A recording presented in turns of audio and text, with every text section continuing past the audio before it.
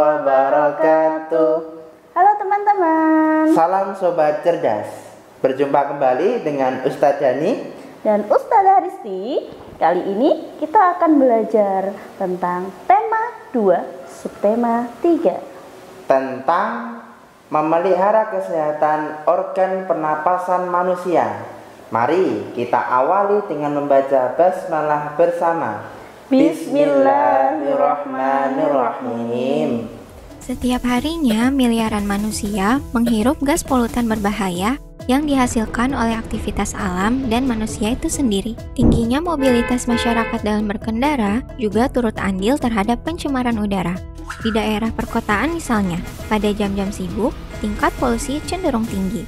Polusi atau pencemaran udara berasal dari partikel padat dan cair serta gas tertentu yang mengandung polutan mematikan seperti karbon monoksida, sulfur dioksida, nitrogen dioksida, dan ozon.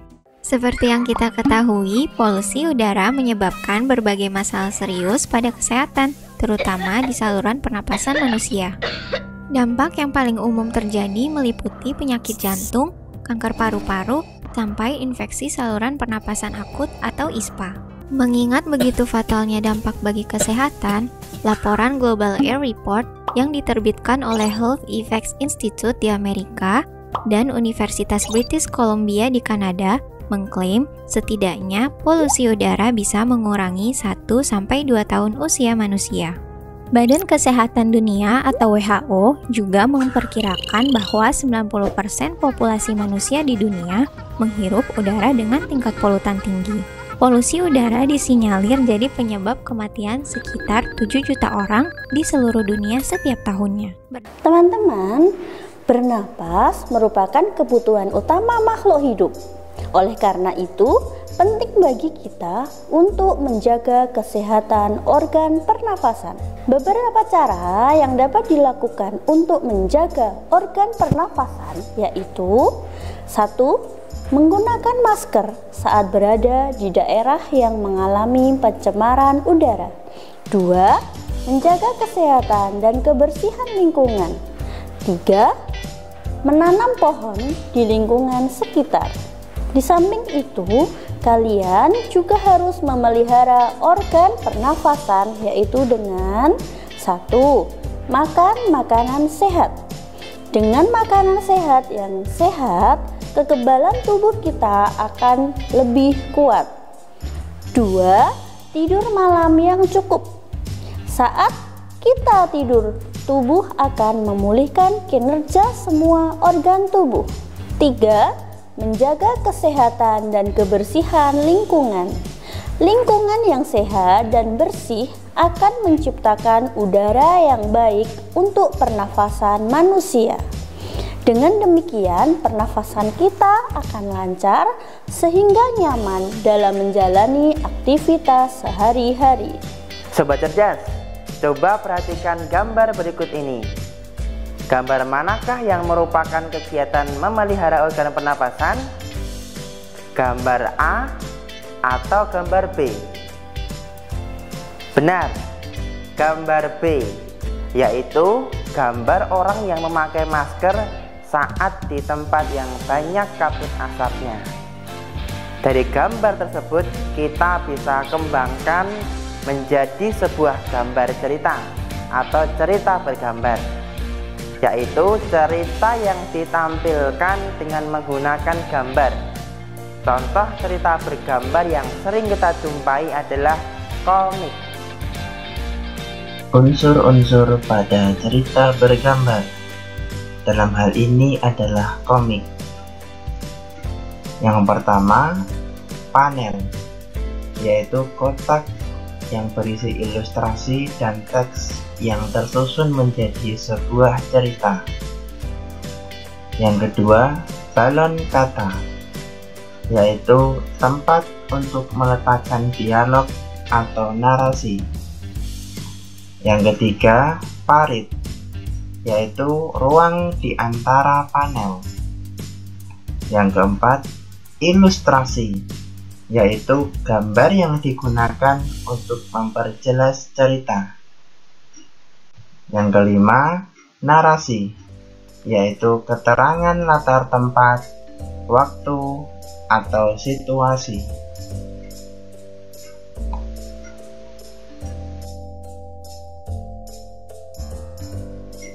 Langkah-langkah dalam membuat cerita bergambar. Yang pertama, menentukan tema atau gagasan dari ilustrasi yang akan kita buat. Yang kedua, menentukan objek yang ingin digambar. Siapa saja tokohnya, bagaimana suasananya, bagaimana corak gambarnya, serta media apa yang akan kita gunakan. Yang ketiga, membuat sketsa dengan menggunakan pensil. Yang keempat, tambahkan detail pada sketsa sehingga gambar lebih sempurna. Yang kelima, setelah sketsa selesai, kita dapat mulai menebalkannya dan mewarnai dengan menggunakan spidol, pensil warna, krayon, atau cat air.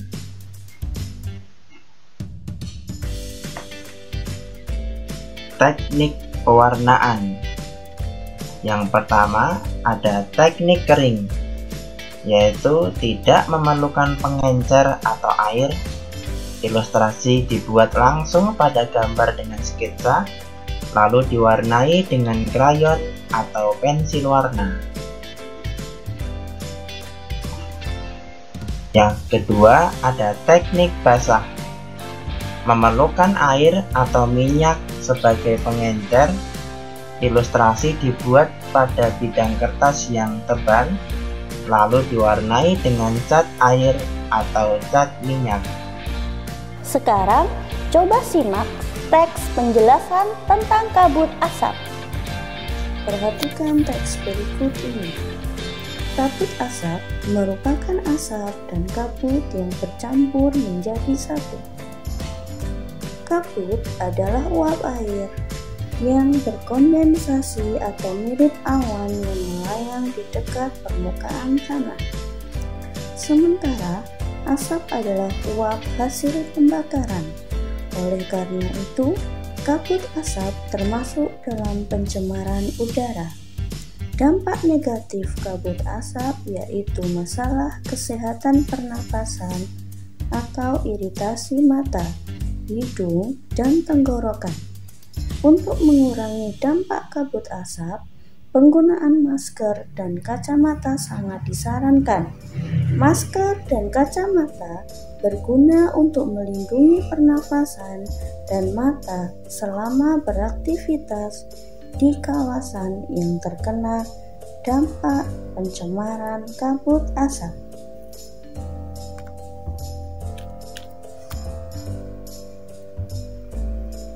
Perhatikan kosakata baru di bawah ini. Kabut adalah uap air yang berkondensasi atau mirip awan yang melayang di dekat permukaan tanah. Kondensasi, perubahan uap air atau benda gas menjadi benda cair pada suhu udara di bawah titik embun. Berikutnya, asap adalah uap hasil pembakaran. Pencemaran, proses, cara, perbuatan, mencemari atau mencemarkan. Dampak adalah pengaruh kuat yang mendatangkan akibat baik negatif maupun positif. Iritasi adalah gangguan. Kawasan adalah daerah tertentu yang mempunyai ciri tertentu seperti tempat tinggal, pertokoan, dan industri. Sobat cerdas, sebagai makhluk sosial, kita membutuhkan orang lain untuk memenuhi kebutuhan sehari-hari. Kebutuhan tersebut kita peroleh dari kegiatan ekonomi. Misalnya, kita ingin makan ikan laut. Dalam tahap produksi, ada nelayan yang berperan mencari ikan di laut. Dalam tahap distribusi, ada pedagang ikan di pasar yang sudah menerima ikan hasil tangkapan nelayan. Sedangkan dalam tahap konsumsi, ada kita yang membeli ikan dari pedagang di pasar, sehingga kita bisa makan ikan laut bersama keluarga di rumah. Cara menghargai usaha orang lain. Yang pertama, tidak merendahkan usaha orang lain. Yang kedua, tidak mengganggu usaha orang lain. Yang ketiga, tidak merasa iri terhadap keberhasilan usaha yang dicapai orang lain. Dan keempat, bersaing dengan sehat jika kita memiliki usaha yang sama. Teman-teman, di samping menghargai usaha orang lain, kalian juga harus memiliki sikap tanggung jawab terhadap diri sendiri, masyarakat, dan lingkungan sekitar. Salah satu tanggung jawab yang harus diterapkan di lingkungan masyarakat adalah menjaga kebersihan lingkungan. Tanggung jawab di rumah, di sekolah, dan lingkungan masyarakat.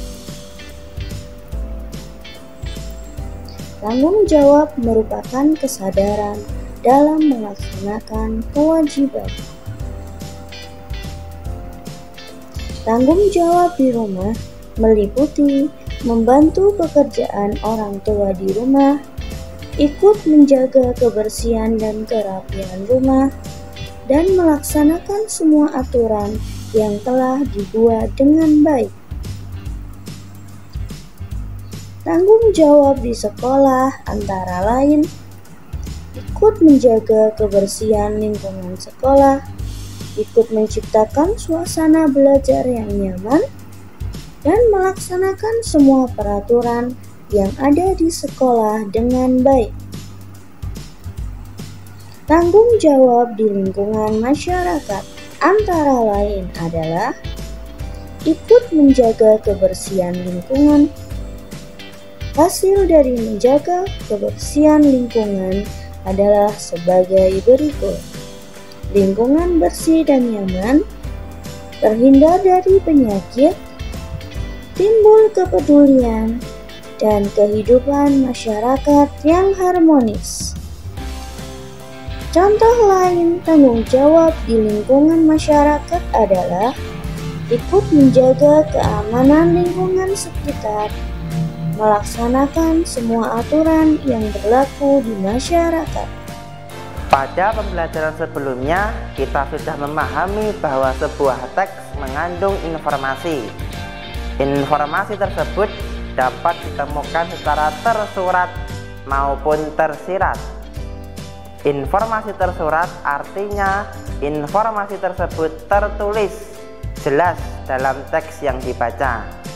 Sedangkan informasi tersirat artinya informasi tersebut tidak tertulis secara langsung di dalam teks, sehingga kita perlu membuat kesimpulan sendiri berdasarkan teks yang kita baca. Teman-teman, informasi yang telah diperoleh dapat kita olah menjadi lebih mudah dipahami, termasuk informasi dari teks poster, yaitu dengan memperhatikan hal-hal penting berikut ini. 1. Menyampaikan informasi teks dengan bahasa sendiri. 2. Menguasai materi dengan mencatat ide pokok. 3. Menjelaskan secara terperinci. 4. Pengucapan harus jelas dengan intonasi yang tepat. Sekarang coba amati poster berikut.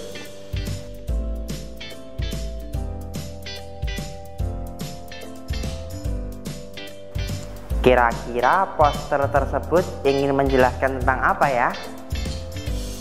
Benar sekali, tentang larangan merokok. Sobat cerdas, di dalam sebuah rokok terkandung zat-zat kimia berbahaya seperti nikotin, tar, dan karbon dioksida. Jika zat tersebut masuk ke dalam tubuh kita, maka sistem pernapasan manusia, terutama paru-paru, akan mengalami gangguan fungsi.